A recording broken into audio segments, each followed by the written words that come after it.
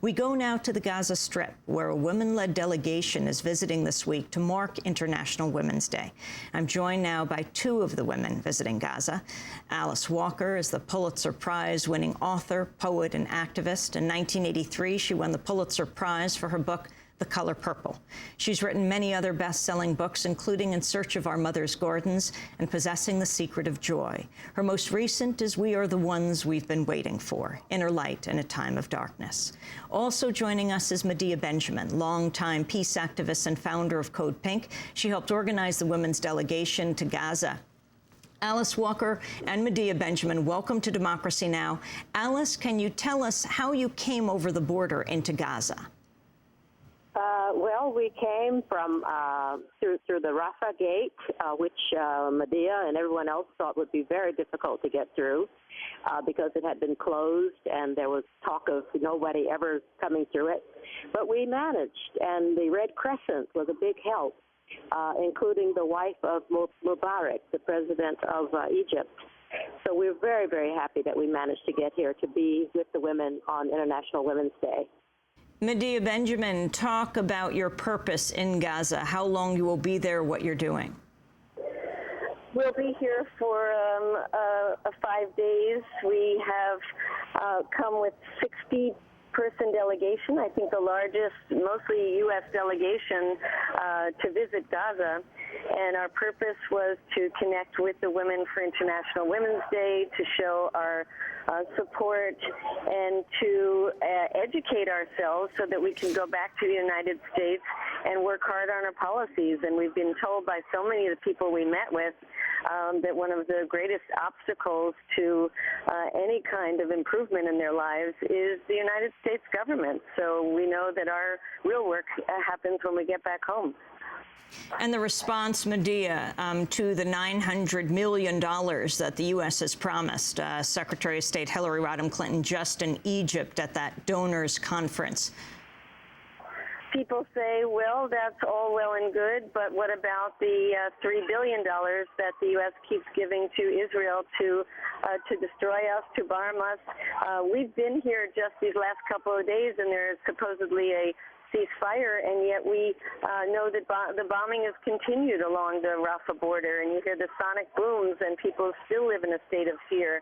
So they say the best thing you can do to help us rebuild is to force Israel and Egypt to open the borders, allow a flow of goods and services back and forth, and then we can rebuild our own country.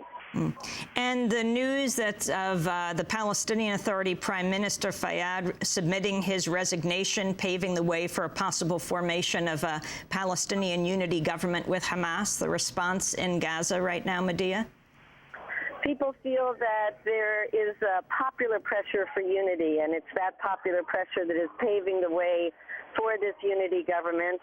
And then the pressure will be on Israel, and hopefully the United States government will have less of an excuse once there is a popular government, and then we'll start forcing Israel to do some real negotiating. But they also are saying that they don't want Israel to get away with the impunity for what it did, and they want some accountability. Alice Walker, can you tell us why you chose to go to Gaza at this time?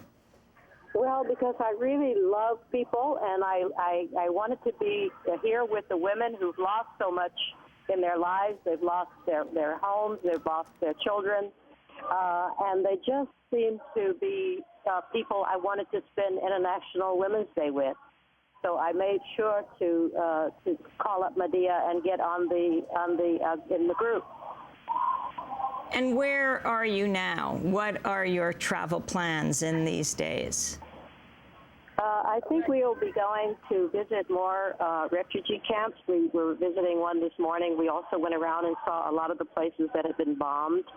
And this was, of course, very disturbing, and very disturbing to see the look in some of the children's eyes. I saw two little boys being held by an older brother. He seemed to be about 8 years old, and they were like 5 and 4. And they seemed to me to be children who had lost their parents.